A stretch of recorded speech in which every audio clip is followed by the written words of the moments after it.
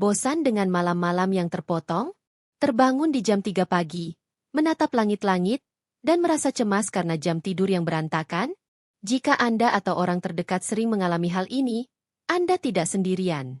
Fenomena terbangun di dini hari adalah keluhan umum yang sering dialami oleh mereka yang memasuki usia paruh baya dan lanjut usia. Tidur adalah pilar penting bagi kesehatan kita. Namun seiring bertambahnya usia, siklus tidur yang dulu terasa mudah kini menjadi sebuah tantangan. Alih-alih mendapatkan tidur nyenyak yang memulihkan, kita malah terjebak dalam siklus insomnia parah yang membuat tubuh lelah dan pikiran gelisah. Banyak yang mengira ini adalah bagian normal dari penuaan, namun sebenarnya, ini bisa jadi pertanda adanya ketidakseimbangan yang perlu perhatian. Banyak faktor yang berperan, mulai dari penurunan hormon melatonin yang mengatur tidur, hingga kondisi medis seperti apnea tidur atau masalah prostat. Jangan biarkan masalah ini terus menggerogoti kualitas hidup Anda. Tidur yang baik adalah hak, bukan kemewahan. Penasaran apa yang sebenarnya dikatakan oleh para dokter tentang fenomena ini? Kami akan membongkar tuntas penyebabnya dan memberikan solusi praktis agar Anda bisa kembali menikmati tidur nyenyak tanpa gangguan. Jangan biarkan malam-malam Anda dipenuhi kekhawatiran. Ingin mendapatkan panduan lengkap tentang cara mengatasi masalah tidur? Hubungi kami sekarang untuk konsultasi gratis dan mulailah perjalanan Anda menuju tidur yang lebih berkualitas. Jangan tunda lagi. Kesehatan Anda adalah investasi terbaik. Jika Anda atau orang terdekat Anda sering terbangun di dini hari, terutama sekitar jam 3 pagi, Anda tidak sendirian.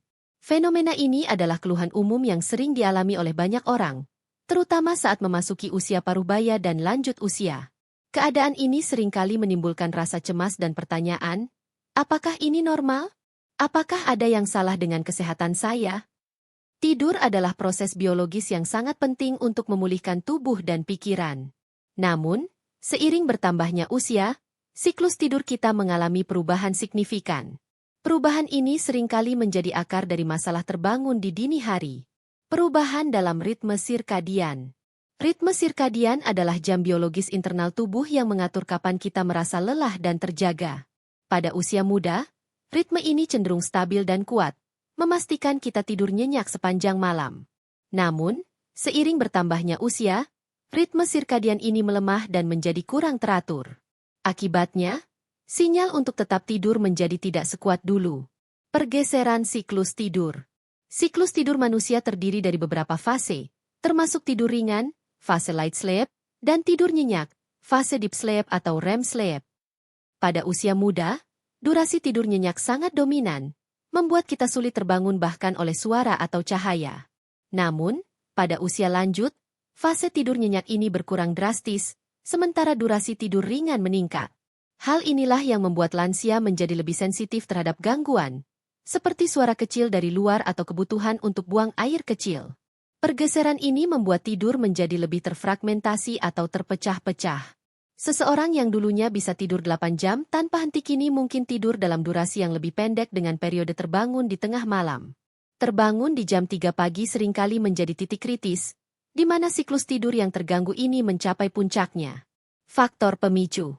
Selain perubahan biologis, ada beberapa faktor lain yang bisa memicu fenomena ini. Pola tidur yang berubah.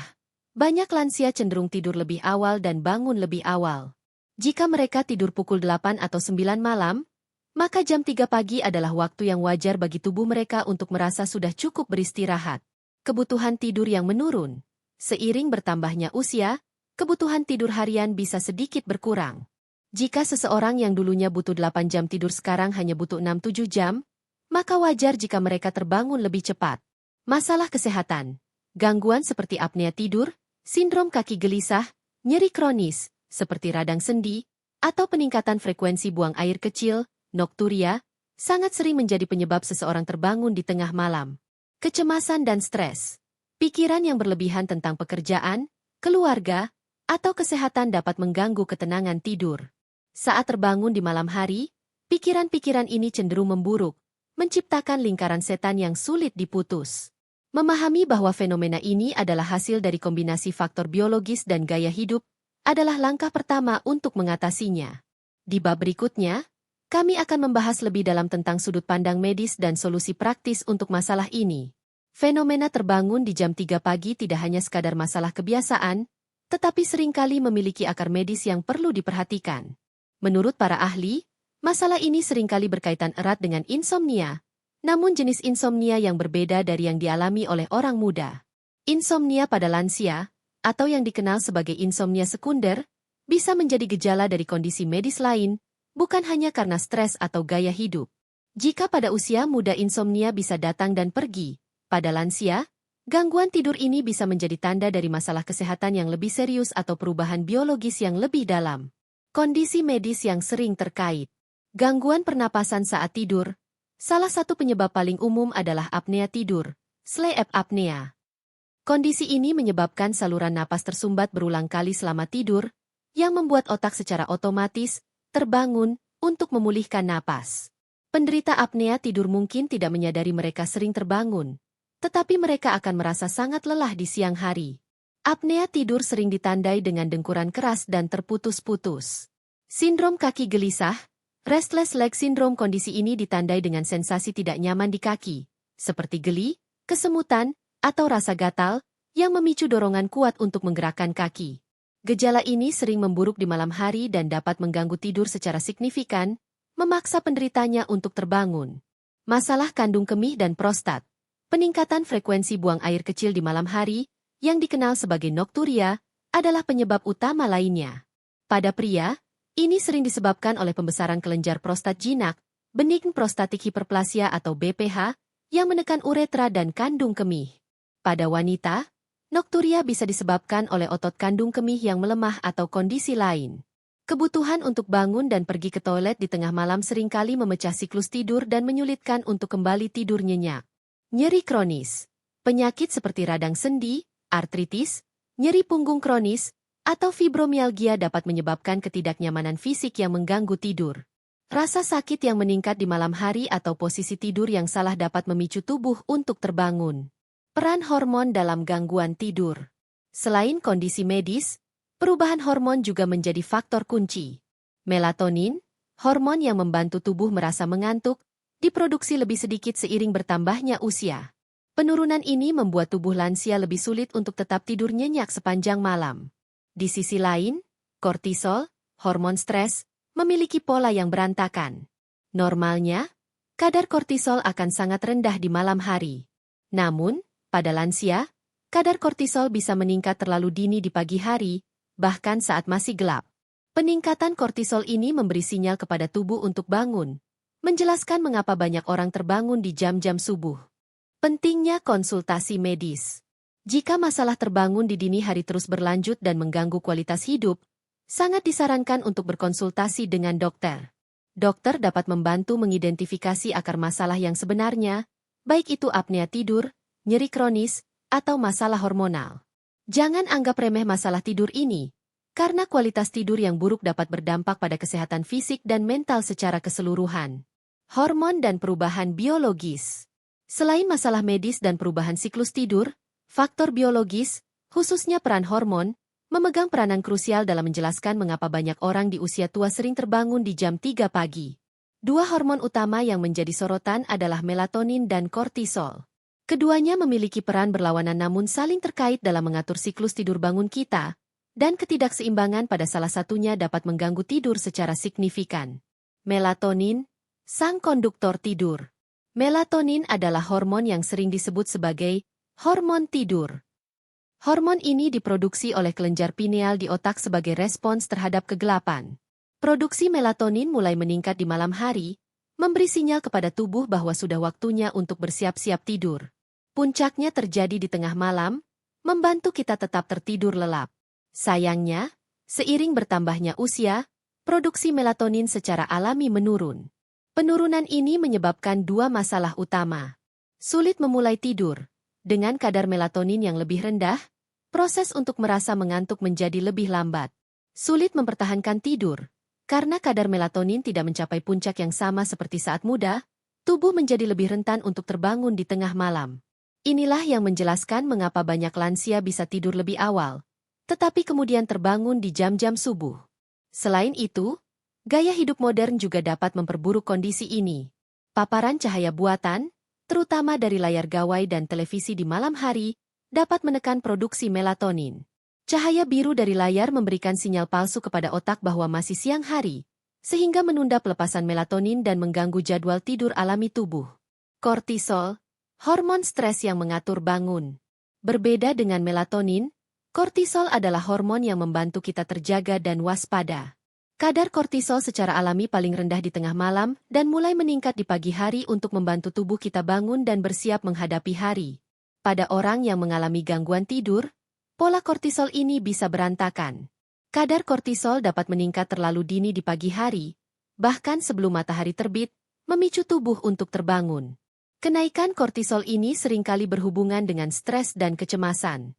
Pikiran yang cemas tentang pekerjaan, masalah keuangan, atau kesehatan dapat memicu pelepasan kortisol di malam hari, menciptakan kondisi yang tidak kondusif untuk tidur nyenyak.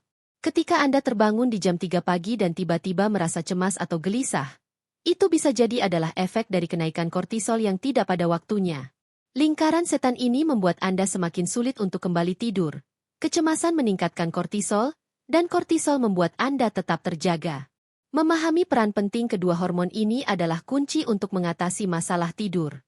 Di bab berikutnya, kita akan membahas lebih dalam bagaimana faktor gaya hidup dan kesehatan mental juga memengaruhi ketidakseimbangan hormonal ini. Hubungan dengan kesehatan mental. Kesehatan mental dan kualitas tidur memiliki hubungan yang sangat erat, ibarat dua sisi dari mata uang yang sama. Ketika salah satunya terganggu, yang lain pun akan ikut terpengaruh.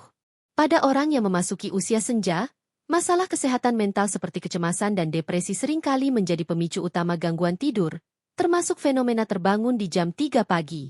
Kecemasan, pikiran yang berlari di tengah malam.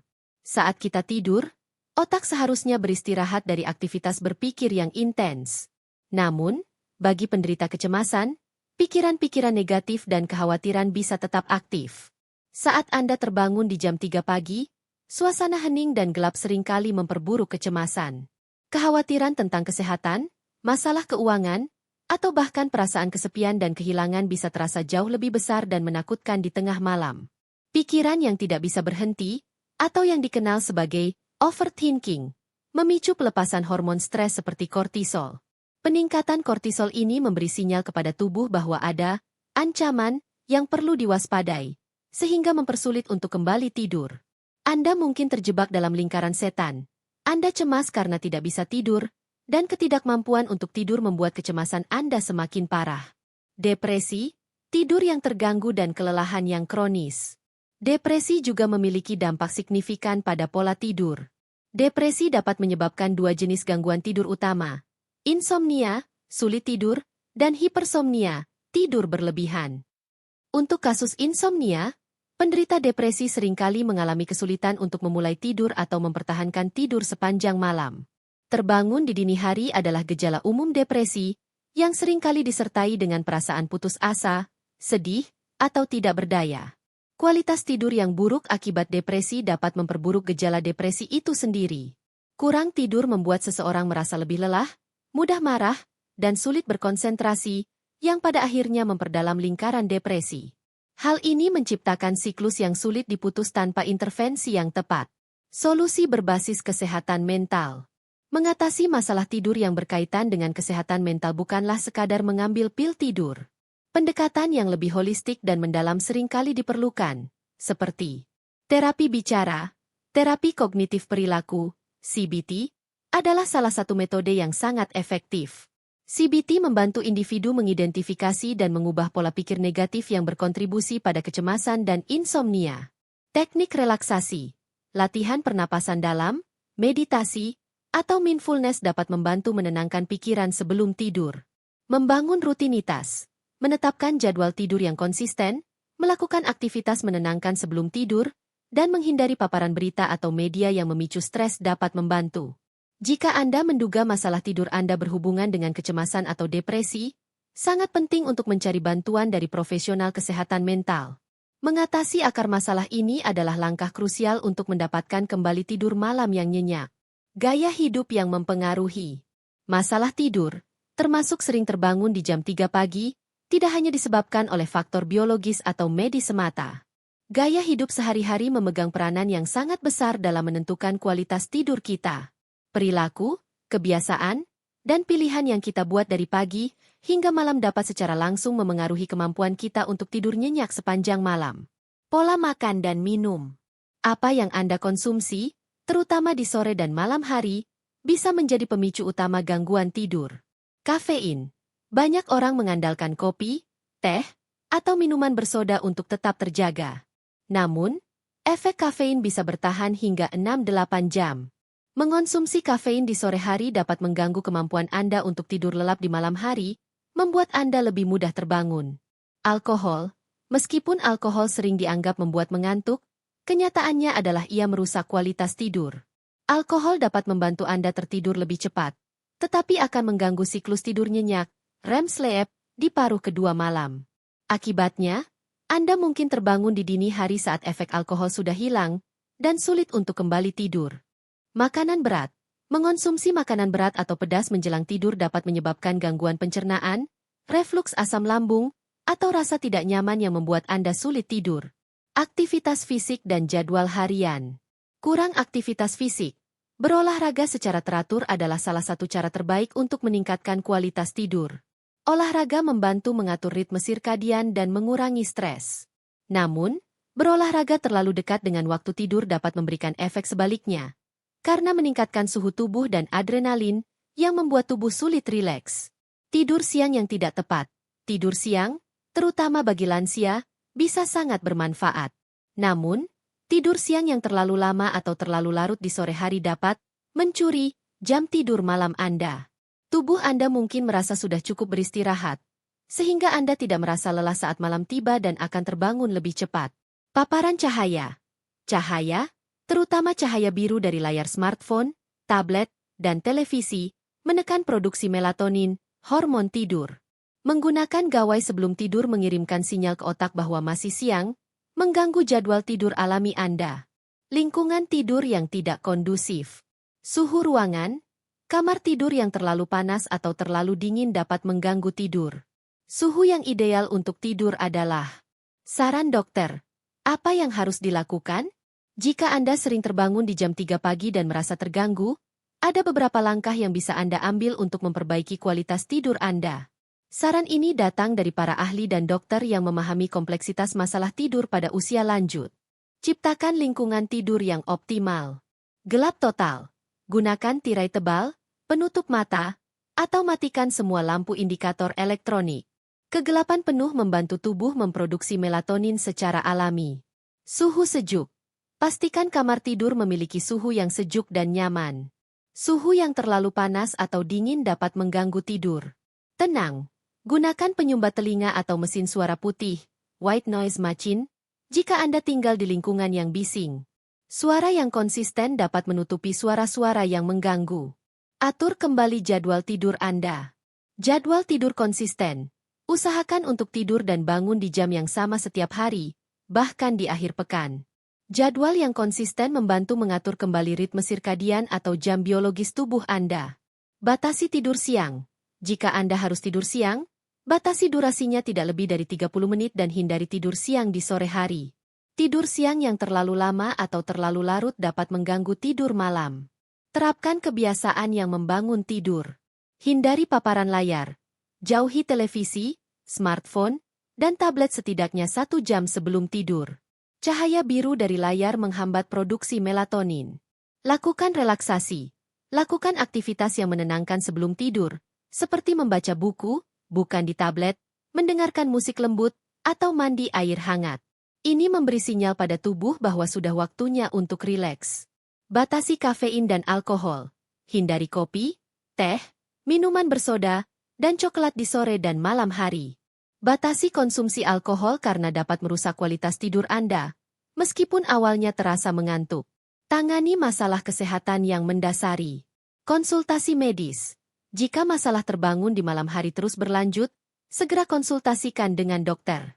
Dokter dapat melakukan diagnosis untuk mengetahui apakah ada masalah medis seperti apnea tidur, sindrom kaki gelisah, atau masalah prostat yang menjadi penyebab. Kelola nyeri. Jika Anda memiliki nyeri kronis, bicarakan dengan dokter Anda tentang pilihan manajemen nyeri, karena rasa sakit bisa menjadi penyebab utama gangguan tidur. Jika terbangun di jam 3 pagi, jangan panik. Jika Anda terbangun di tengah malam, jangan langsung panik atau melihat jam. Melakukan hal ini hanya akan meningkatkan kecemasan. Cobalah untuk tetap di tempat tidur. Jika Anda tidak bisa kembali tidur dalam waktu 15-20 menit, bangunlah. Lakukan sesuatu yang menenangkan di ruangan lain dengan cahaya redup, seperti membaca buku atau mendengarkan musik. Setelah Anda merasa mengantuk kembali, barulah kembali ke tempat tidur. Mengingat bahwa masalah tidur ini bisa disebabkan oleh berbagai faktor, pendekatan terbaik adalah kombinasi antara perubahan gaya hidup dan konsultasi medis profesional. Fenomena sering terbangun di jam 3 pagi bukanlah takdir yang harus Anda terima begitu saja seiring bertambahnya usia. Ini adalah sinyal dari tubuh Anda yang meminta perhatian. Dengan memahami berbagai faktor yang memengaruhinya, mulai dari perubahan biologis, kondisi medis, hingga kebiasaan sehari-hari, kita bisa mengambil langkah-langkah proaktif untuk mengendalikan kembali kualitas tidur. Menginvestasikan waktu dan perhatian pada tidur adalah investasi terbaik untuk kesehatan secara keseluruhan. Tidur yang nyenyak bukan hanya tentang istirahat fisik, tetapi juga memengaruhi kesehatan mental, daya ingat, dan bahkan sistem kekebalan tubuh. Jangan biarkan malam-malam Anda terus-menerus terpecah. Dengan menerapkan tips dan saran dari para dokter, Anda bisa mulai membangun kebiasaan tidur yang lebih sehat. Ingatlah, perjalanan menuju tidur yang lebih baik mungkin membutuhkan waktu, tetapi hasilnya, energi yang lebih baik, suasana hati yang lebih stabil, dan kesehatan yang prima, sangat sepadan. Masih kesulitan tidur meskipun sudah mencoba berbagai cara? Mungkin ada faktor tersembunyi yang perlu diidentifikasi oleh profesional.